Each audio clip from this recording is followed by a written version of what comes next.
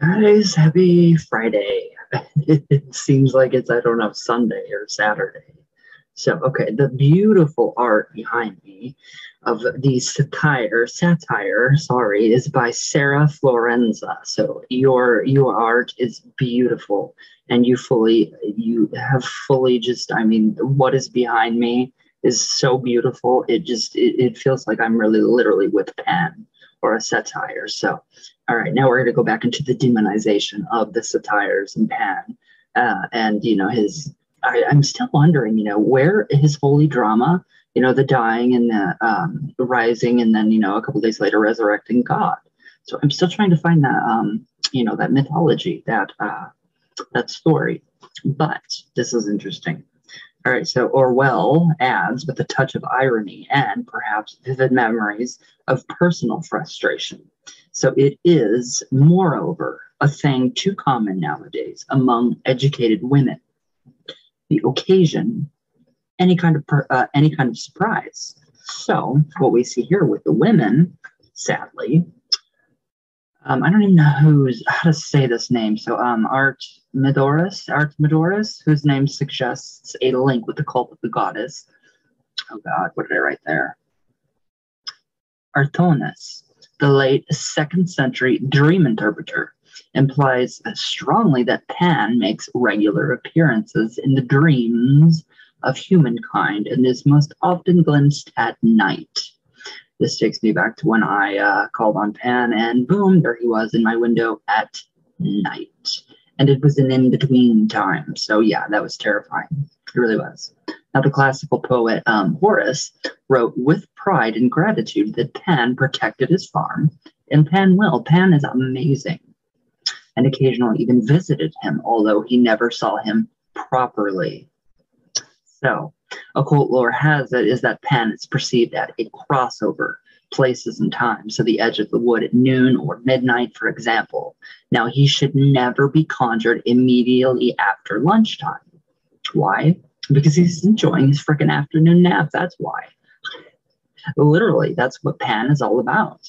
So, and ominously, will be rather cross. So, yeah, I can see the negative. Well, not the negative side of Pan, but I could see, I've experienced the being cross. So, but I love Pan. It's incredible.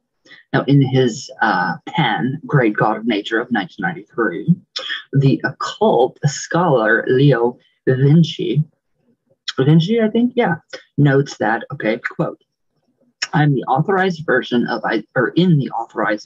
of Isaiah, the word satire is used to render the Hebrews serim, or hairy ones. So yeah, literal hairy ones, a demon or supernatural being. So here we go again with the demonization of these pagan deities when they were never evil or anything in nature.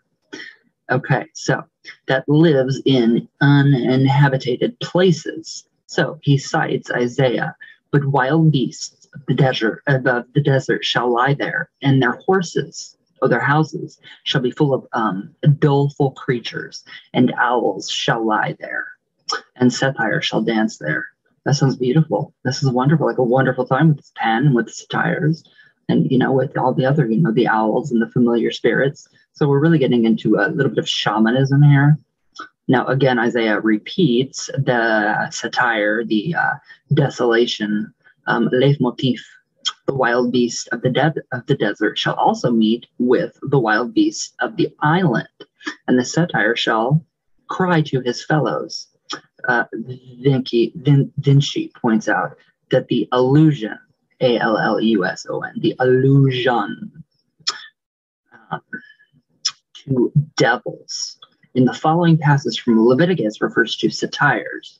And they shall no more offer their sacrifice unto devils, after whom they have gone a whoring. Wow. So, obviously, Isaiah had some pretty harsh words. And I wish this stuff was still in the Bible. I really do. I wish it was all, just like in, Islam? You are not to, do anything. with the Bible. You are not to, interpret it in any other language but the original language that it was written in. So there is no room for error. There's no room for, adding in, all of that crap. So, I mean, it is really, really interesting that they do that. And I respect that faith a lot because of that. They don't do the reconstructionism like, the New Agers do with, the old faith and the old gods. They don't, take, say, Pan and try to honor Pan as, a fairy folk. So that is my allegory with, the New Age. And then, well, this is the New Age would be over here. And then we have the, old faiths and old gods and deities and all of that. So that's the allegory that I'm using. It's pretty interesting too. So yeah, that's interesting. I mean, I love the whole, really, really getting back in touch with Pan, just all of his, his energy. And it's really, really great. And I have his mask, a mask that I have donned.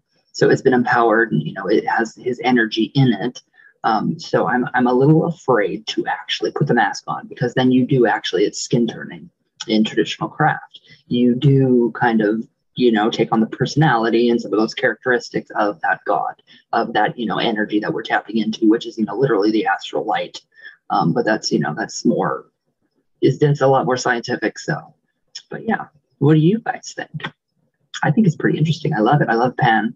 I love everything that's going on about him. I love it that he's in the Bible, but I don't love that he's been demonized, and it's just bull crap. So, did you guys have a good Thanksgiving? And yeah, I hope. I was so full. Oh my god, I'm still full, and it's just been crazy. I've had a headache, a migraine for like 3 days. So I woke up last night at like 7, or this morning at 7, and I beat my head, literally taking my fists and just hitting my head as hard as I can to get the pain to go away, and it did not work at all. So I'm like, oh my God, it was terrible. It was terrible. Now it's finally going away, hopefully. But yeah. So yeah, I hope you guys had a good Thanksgiving and all that. So I will see you guys tomorrow. I love you all very much. All the way from Venus, always, all the way back down. But yeah, let me know what you guys think. And I just love this topic. I love Chalk with Pan, and it's just incredible. So I love you guys very much, and I will see you guys tomorrow. So please be safe, stay healthy, and all that good stuff.